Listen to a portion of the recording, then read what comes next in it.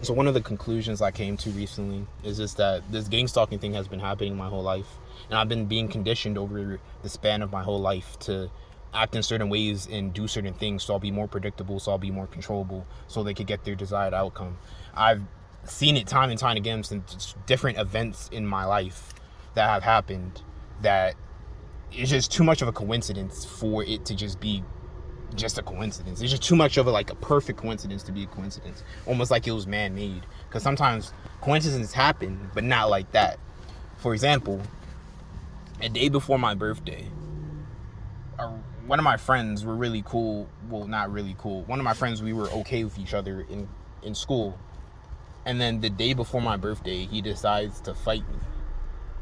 And then after we fight, I win the fight. And then they say, another friend, the day of my birthday, they gave me a phone for my birthday, tells me that people were talking in school, they didn't expect me to win the fight. How is someone just gonna fight you a day before your birthday? Like, that seems so off to me. And you're cool a day or two before, and they're just gonna fight you now a day before your birthday. Like, that's weird. That doesn't really happen that often. And then everyone in school was talking about how they knew that I won the fight. It seems like it was set up to be like that from the jump.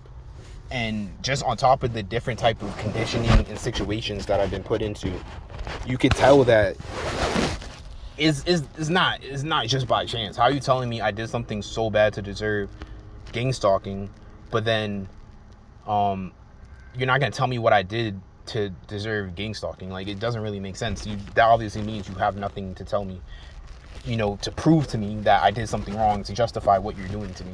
They just try to control you through guilt, shame, and confusion. It's all the same. These people are fucking pussies.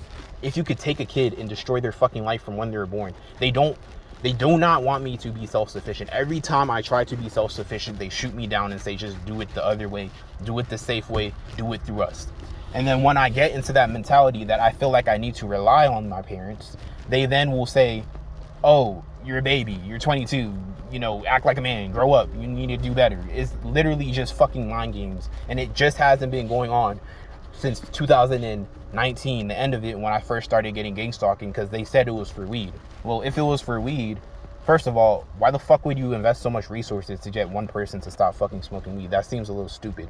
Second of all, if it's for weed, I stopped smoking weed for a hot minute. So 6 months, I'm pretty sure any parent that cares about their child that's going to get them to do this, to stop smoking weed, is going to be like, hey, this is a traumatizing thing. He stopped smoking weed for 6 months. Let's ease up now. No, they just went harder. So that obviously shows me that they do not fucking like me and they want me fucking dead. The shit that they do is clearly obvious that they are just horrible, horrible people. They claim to care about the other two siblings, but it's like, if you care about the other two siblings and the baby that's at home, why the fuck are you stomping on the floor early in the fucking morning? Second of all, if you care about the other siblings and I have a weapon in the house, why are you instigating fights to hurt? What if I don't care about the child anymore because you all treat me like shit, which some people very much do?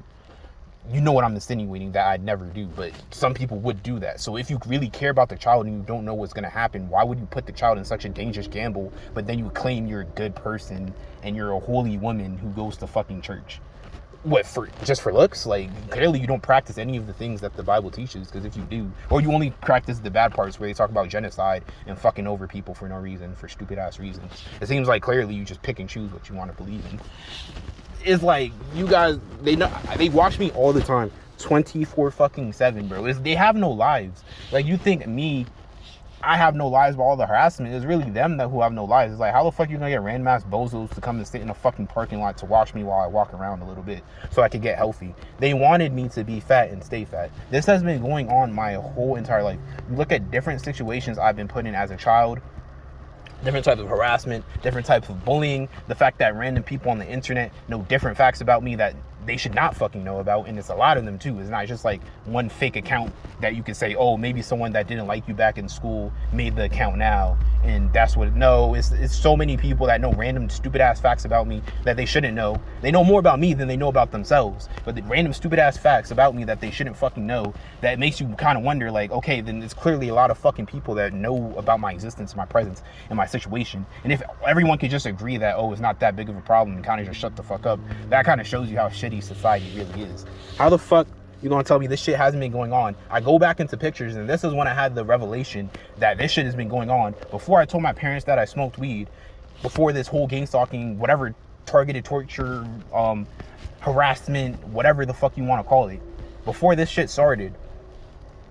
You can see that in one of the pictures they were giving me evil fucking looks. And if I go back into pictures of 10th grade, I'm pretty sure if I was to get my older phone back in middle school and earlier on, you can see in some of the pictures they were giving me evil fucking looks that you wouldn't give a friend or a family member. Like, it's just looks that you give someone you fucking hated. And it makes sense too, though, because one of my friends literally posted something on the internet when I was talking, and I was saying about him that, oh, maybe, you know, he doesn't feel that type of way about me, he doesn't hate me as much, he's just, you know, putting on a show, he really feels bad about me.